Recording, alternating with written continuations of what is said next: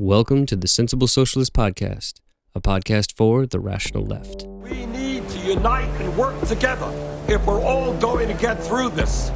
Sounds like socialism to me. The amount of people I see talking about socialism positively is actually staggering. Do you think, do you really think that a proletarian revolution is just around the corner in America? Grab your pitchforks and stab your mayor. Your hero, Obama. He's not my hero. I'm How not heroic fucking he comes idiot. If Bernie Sanders were president, right, and he wanted to bring the same ideas as for socialism into this country, do you think that we would benefit?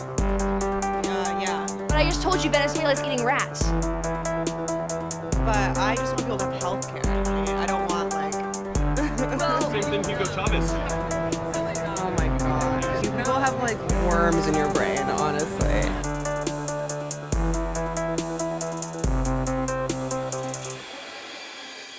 All right, welcome to this episode of the Sensible Socialist Podcast. I'm your host, Kevin Gustafson, and today we're going to talk about, obviously, what's been going on in the last few weeks since we released the last episode, which is, of course, the 2020 insurrection, or the George Floyd protests.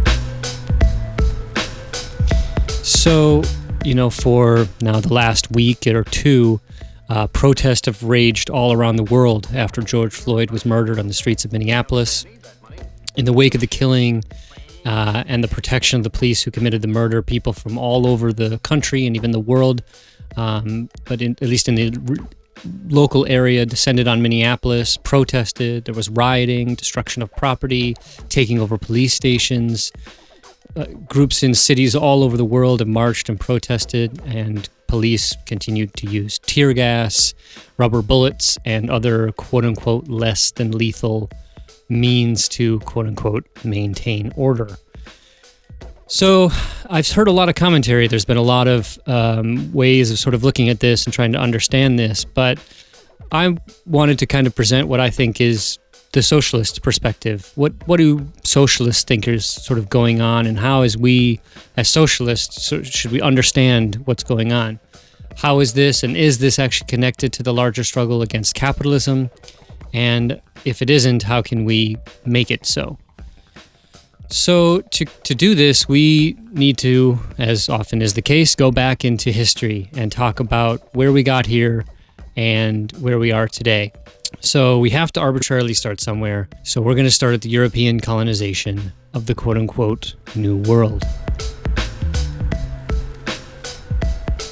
The basic premise of the development of what would become the United States of America was a dual project of settler colonialism and white supremacy. So if we start and look at the beginning of the colonial period in the United States, it is a period of white expansionism into already settled indigenous lands that resulted in indigenous genocide. There were millions and millions of Native Americans here, tens of millions, and by the time you had the sort of quote-unquote conquest of America and the fulfillment of manifest destiny, you had maybe a million, probably less than that. So you're talking about a massive genocidal kind of period, openly genocidal in terms of the United States' position towards Native Americans. And I think it's really important to understand that part of the justification for stealing Native American land was that Native Americans did not have a proper property system like that they had in, say, England or France or in Europe. And so because the indigenous people did not have this kind of idea about, marking off a place and making a plot of land and saying, I own this land and I am able to alienate it to whoever I want to, and I can do whatever I want with this land. They didn't have that kind of idea. And so the idea of white legal theorists is that basically they didn't have that idea. We can carve out the land and take it for us because we do. And that was the way in which you had white encroachment into Native American lands. And when Native Americans fought back, the white settlers killed them and destroyed their villages, destroyed their cities, basically just wiped them out through a 250-year campaign of forced removal or murder, and what you would see in the Rome statutes of the International Criminal Court as obviously genocidal acts. If the United States committed the acts it did against Native Americans today, it would be, at least in principle, subject to international prosecution at the International Criminal Court. So that's just the first bit of context that I think is really important to understand about the foundations of the United States as a nation state. But of course, in terms of the most relevant to what's going on today and the whole history of white supremacy and the oppression and exploitation of black people is, of course, slave importation. And it's not a mystery to anyone. I'm not going to be teaching anyone a lesson that the entire economy of the antebellum, so the pre-Civil War South, was based on the destruction of and exploitation of black labor, and not through the means that you exploit labor under capitalism, which is to rent people, but through the ownership of individuals in a sort of chattel system, not different than farm implements. This kind of degradation of black people in general was understood in the context of white supremacy. That, look, white people are better than black people. And black people are inherently inferior.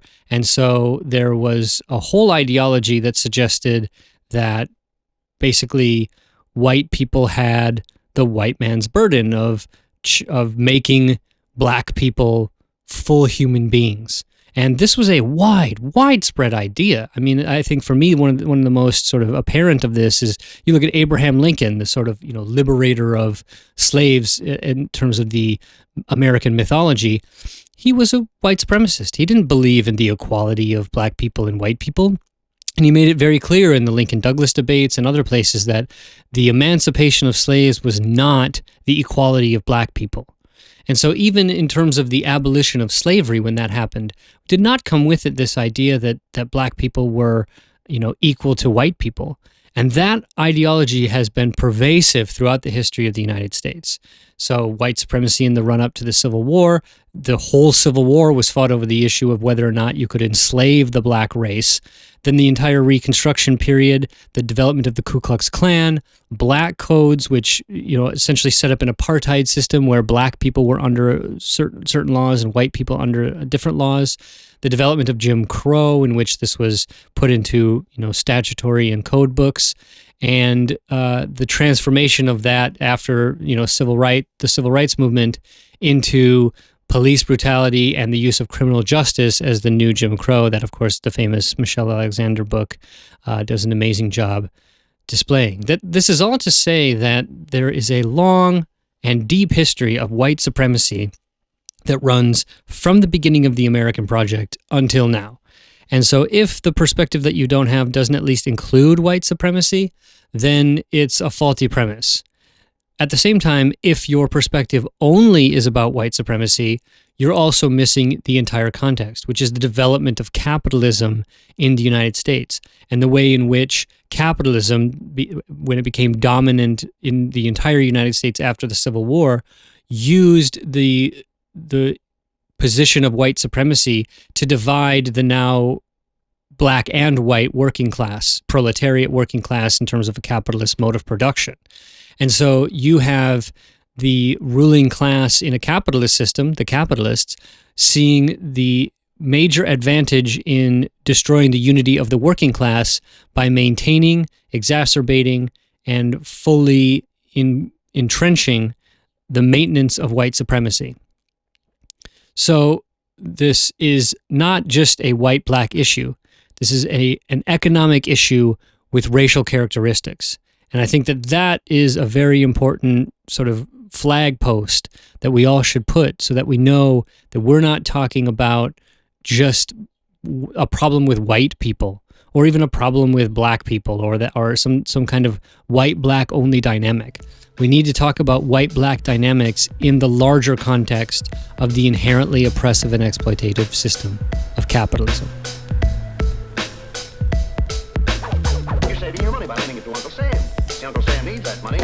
think it's important to note that it isn't as if black people have just let this sort of happen. And there's been example after example of black resistance to white supremacy, in the Civil War, and a number of different, there's been slave uprisings, most famously in Haiti, obviously, but then you have Nat Turner and other slave uprisings happening in the United States. You have the Underground Railroad, black soldiers in the Civil War.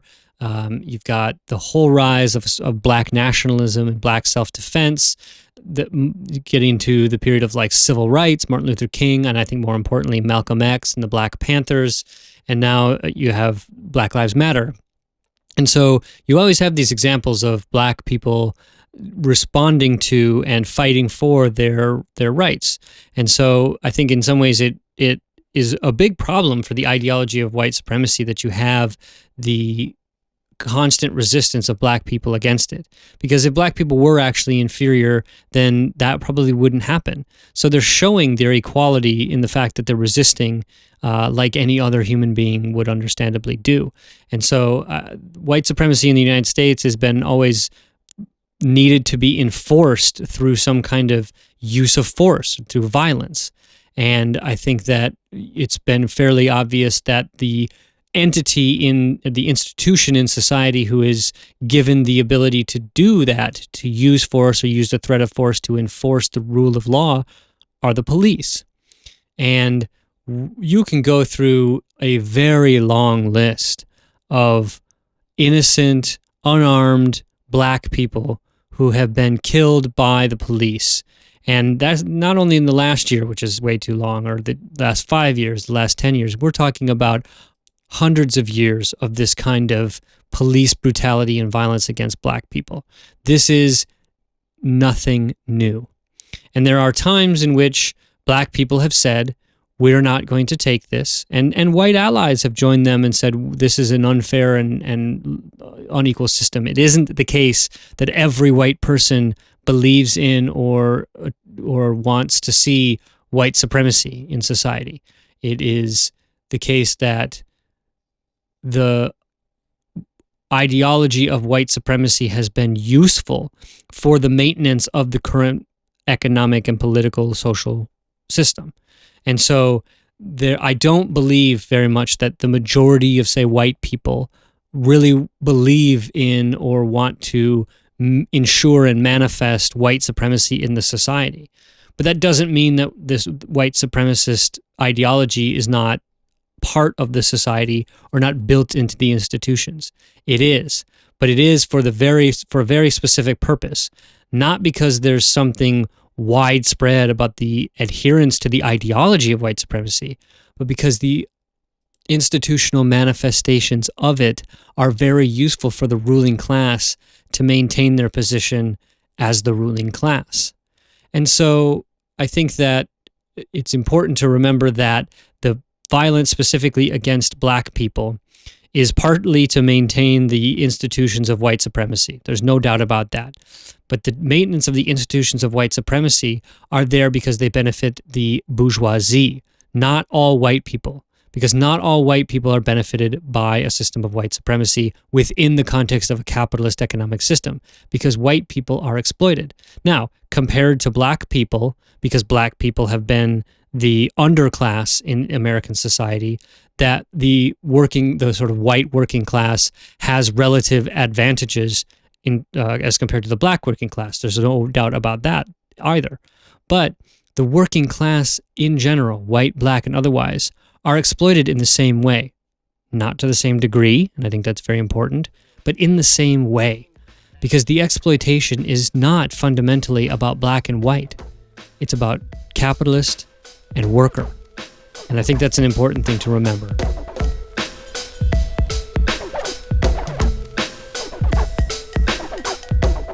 A lot of the discussions that have come out of the recent protest movement, specifically around George Floyd's murder, have talked about what we do with the police.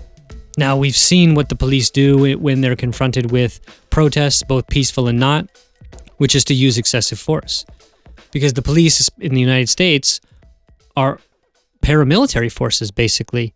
And so they think of themselves as a counterinsurgency force in a society that is fundamentally against them. And that's why they look at people in the way that they look at people, which is usually as a threat, some kind of enemy. And they are empowered by the state with the monopoly use of force so that they can do it with relative impunity. So we need to talk about the role of the police in the society in the context of what is the role of the law in society. Because the police are there to enforce the laws. But the question is, who do the laws help?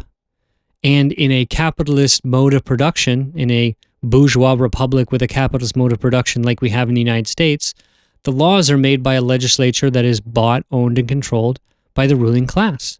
So the laws that they make are going to be in the interests of the maintenance of the rule of the ruling class. Now, sometimes that ironically looks like a welfare program, because if they didn't have the welfare program, the ability for the ruling class to maintain its control would be harder.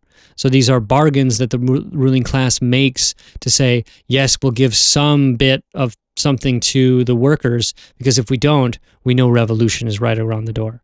The ruling class knows very, very, very clearly how close revolution is if they didn't do certain things. And so they twist the knobs just enough to keep people occupied, satisfied, busy, or distracted, so that they don't fundamentally recognize that they're being exploited. So the laws in a society are there to maintain the rule of the ruling class, and the police are there to enforce those laws. Much of that, and if we look at the history of the police, particularly in America, is about protecting property from either theft or destruction. And this goes back all the way, obviously, to fugitive slaves, that the creation of the modern police force that we know in the United States comes from capturing escaped, quote-unquote, property, runaway slaves. And so there were, obviously slave codes, and it was illegal for a slave to run away, and it was illegal to harbor a slave and those kinds of things. And so you had to have some way of enforcing that. And when you're talking about a situation of somebody fleeing their life, you usually need force in order to be able to actually enforce those laws. And so you have a group of people who are given the ability to enforce the laws, given the monopoly use of power and force, and do so against slaves, which is, again, how you see the nexus between the rule of law and the police and their role in maintaining the rule of law and white supremacy. I think that's very important. But when we look at the foundations of America, this capitalist mode of production, a weak welfare state, the history of white supremacy, and a very anti-revolutionary perspective, you can see what the actual role of the police are. And the role of the police are to maintain the system at all costs. And the system is fundamentally oppressive and exploitative. And so you need force to maintain that system, because you're not getting consent by people, because people understand that it's fundamentally oppressive and exploitative. Deep down inside, they sort of know there's something wrong with the system. But they don't think that there's a way that they'd actually be able to fix anything, because look at all the barriers to doing it, namely the police. If you had a protest that says, you know what, we should take over City Hall and do that, you know very well that the people who are going to come after you are the police, and they have guns, and they use those guns. And so everybody kind of understands that at the end of the day, though the police do way more functions than they need to, and we can have a conversation about shifting the burden of dealing with certain aspects in society away from the police and onto other things in society, which I think is an important conversation. But you're fundamentally never going to get rid of the fact that the police are there to maintain an illegitimate system by force. And so long as you have that illegitimate system in place, you are going to have a police force, and it is going to use force and violence in order to maintain the system. So that leads me to talking about defunding or abolishing the police. There's been a lot of talk about this, and I think it's an important conversation. And as I've said, defunding the police makes perfect sense if you're going to maintain a capitalist system. Let's shift the burden away from people who tend to want to use fists and guns to people who want to use reason and logic. I think that makes perfect sense. And there are so many resources given to police that don't need to be given to police, that can be given to other people, that I think we should absolutely do that with no issues at all. But if we're talking about abolishing the police, getting rid of the law enforcement mechanism, I think that you have two fundamental problems.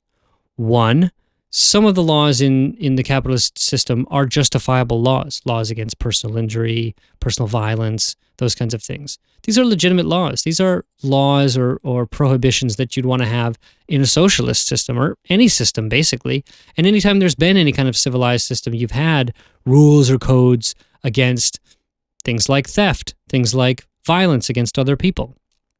So you need a way to enforce legitimate laws.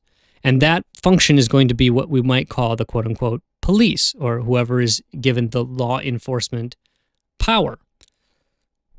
So if the police are there to enforce the laws and maintain the system, and you're talking about abolishing the police, the system is going to need a means of enforcing itself. And it does so, if it's fundamentally illegitimate and exploitative, as capitalism is, through force. So even if you were successful at abolishing the police, which I don't think you'll actually be successful, partially because of who actually would be in charge of abolition, which I think would be legislatures, which are obviously bought and controlled by the ruling class, who have no interest in getting rid of the police. But even if you were to somehow abolish the police in some other way, assuming a capitalist mode of production, the police will come back. The laws will be enforced by someone, and that someone will have the monopoly use of force given to them by the state, because it's the state who is trying to enforce the laws. So you, in my opinion, cannot abolish the police while maintaining capitalism.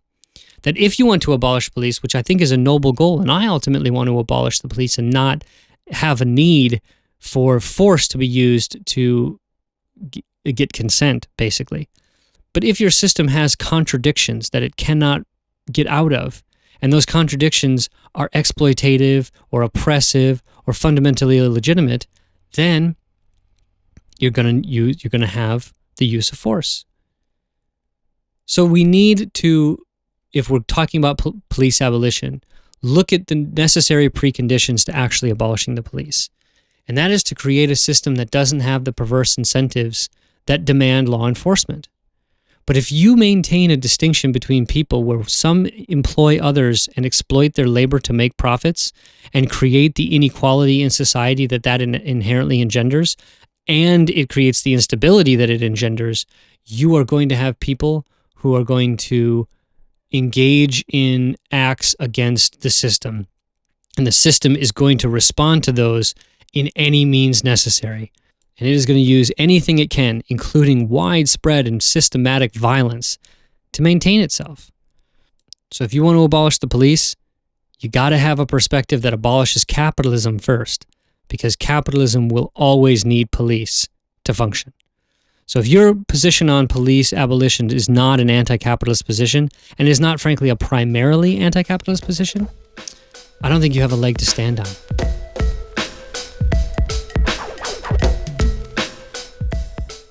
The last thing I want to talk about in this episode are the limits of the protest movement. We saw a week of intense protests involving riots, property destruction, police response, and brutality. We really saw what happens when the system and its institutions are fundamentally challenged. They respond with force. But I think what happened with the protest movement was very interesting, that over the course of the week of June 1st through June 6th, what you saw was an eruption of frustrated, relatively disorganized people who went after certain targets and a Target store. What you also saw was people who are in some ways bent on destruction and who want to see things burn, saw the opportunity to go make things burn. And there are people in society who want to do that. And sometimes that's not illegitimate. Sometimes it doesn't help, and I think in this case, it certainly woke people up and made people realize that there really was something fucked up that we needed to look at. But it also turned a lot of people against what otherwise would have had widespread support. And so I think as a tactic, looting can be very problematic. I get it. It's understandable, but it doesn't usually justify itself. And you usually make more enemies than you gain. So if you're promoting looting as a tactic, I think it's a bad tactic to promote. If people start looting, it's usually not planned. So the protests continued, though, and what happened was a lot of the people who were engaged in that kind of property destruction got arrested, and they were in jail. And so the protest movement moved very much away from radical property destruction, kind of focused, very much confrontational with the police, to peaceful protests. And this is something that most people sort of want to see, are the peaceful protests, the protests that don't fundamentally challenge the institutions in our society, but simply call out something that is obviously unjust. This culminated in this George Floyd protest movement on the protests on Saturday, June 6th. Now, I live in Washington, D.C., and so the protests, both violent and nonviolent, were in my own city, and I was able to see some of those. And I can tell you that the protests, the first few nights, were fundamentally a challenge for the police and were threatening to the police, and from their perspective demanded that they use extreme measures, including tear gas and rubber bullets and all kinds of things, to maintain order. It couldn't have been more different on the protests on June 6th. There were way more people on June 6th, but it was the least threatening protest I've been to or seen since the Women's March, which was, again, a group of a huge amount of people, a revolutionary amount of people, but for whom there was no threat at all to the system or the status quo. That is what happened on June 6th in 2020. The protest movement that was angry, confrontational, and a fundamental challenge had been totally defanged, both by police action and by the wider liberal order. There is this widespread idea that peaceful protests good, not peaceful protests bad. And what you saw within the protest movement was a complete turn away from confrontational and threatening to orderly and peaceful. And what that means from the perspective of the ruling class is victory, because the protest movement is basically null and void at this point. We're talking about June, the second week of June, and it's gone. Where are you seeing these protests? You're maybe seeing blips and things like that, but nothing like you saw certainly on the 6th of June, and nothing like you saw at the first few days of the protest. And it's partly because there were no list of demands. Now, the Movement for Black Lives had a list of demands, but it wasn't some kind of widespread thing that every protest said, these are our demands, and we're not going to stop protesting until our demands are met, which is how you're supposed to have a protest.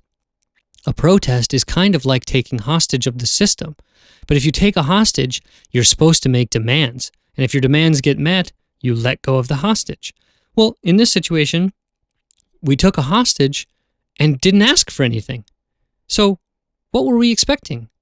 And the ruling class knew this, the legislatures knew this, the people in power knew this, the police knew this, so they knew all they had to do was wait. Wait until this fizzled out. And fizzled out it has. So much of the focus now is on what Minneapolis is doing, which is defunding the police, getting rid of the Minneapolis police as we knew it, and reforming it into something different, which is a noble goal, but it is not A, abolishing police, or B, fundamentally challenging why we need police. And so these are now a liberal movement that is going to be picked up by certain Democrats. And what happens when the Democrats get a hold of a social movement? It dies.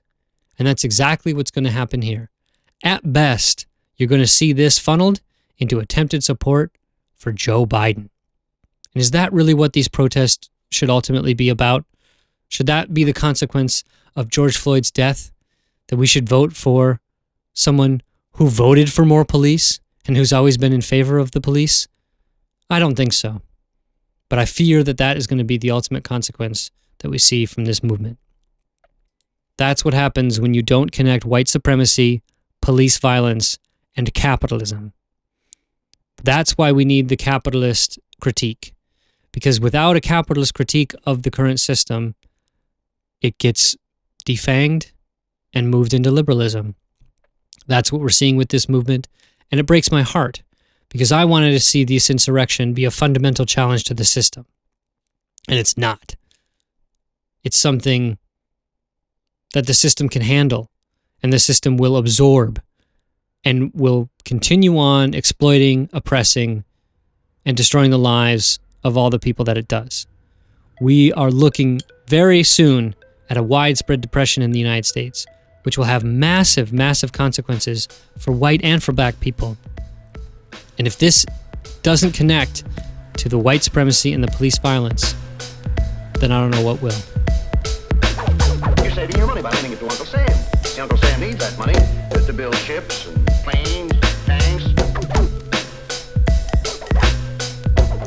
Thanks for listening to this episode of the Sensible Socialist Podcast. This podcast is supported by listeners like you, and no advertisements or anything will ever be said.